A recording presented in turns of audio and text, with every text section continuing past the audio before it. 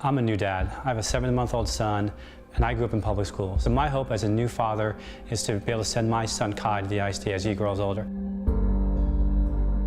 I've been a public school teacher in the city of Dallas for the last 2 years. And as a high school English teacher, I've noticed that many of our kids are missing the essential knowledge and skills they need to be successful in college.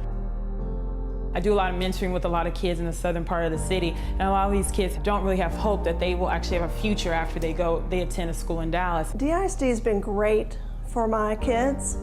I stand proudly behind the education that they're receiving. It's just imperative that kids across the district have access to that same quality, and I don't think it's the same across the district. When I start thinking about my son and what's going to happen to him after elementary school, it's really a question mark. If you look at the average SAT scores, Dallas is way behind the rest of Texas. It's behind Austin, it's behind Houston, and even behind El Paso. That's just unacceptable. We need to fix that now. If we don't start taking seriously our education system and how that has an impact on economic development, the city of Dallas is not going to be able to recover the huge losses in human capital. 10,000 kids start DISD schools every fall as freshmen. Fast forward 4 years, and only 1,000 of those kids are ready to go to college or ready to start their careers. That's 9,000 kids that slip through DISD's cracks, or a kid every single hour of every single year. That demands urgency.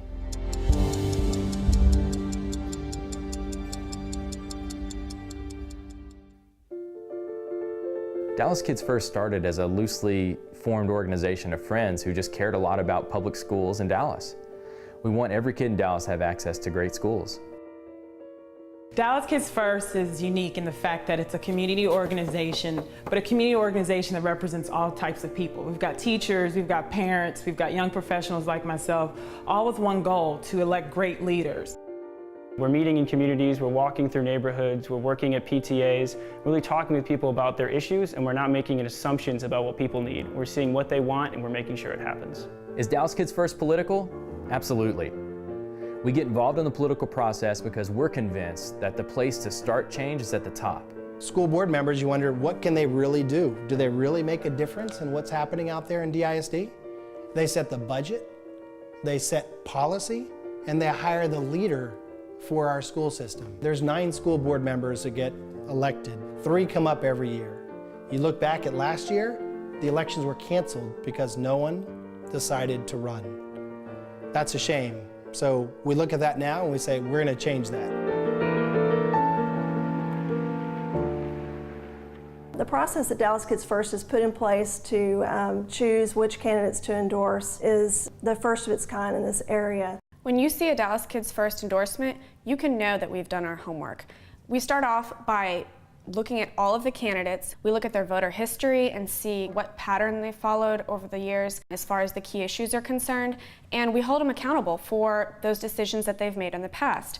So a lot of people, I think the barrier to why they don't participate in elections, specifically the school board elections, is because it's confusing. There's a lot of confusing language, there's a lot of things that don't make sense, a lot of policy, and a lot of people are so busy and just kind of frustrated with the whole process.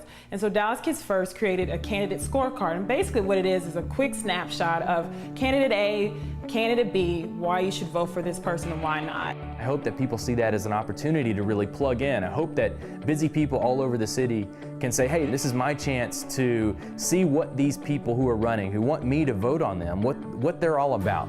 This is the best opportunity I'm going to have in my life to make this sort of impact on people. When you look at the elections, 2,000 people vote in a competitive election. 50 votes will separate a winner from a loser. In a big spread, it might be a couple hundred. Can you make a difference? Absolutely. The margins we're talking about are so small that you can really have a huge impact at a grassroots level on what's going to happen come May 12th.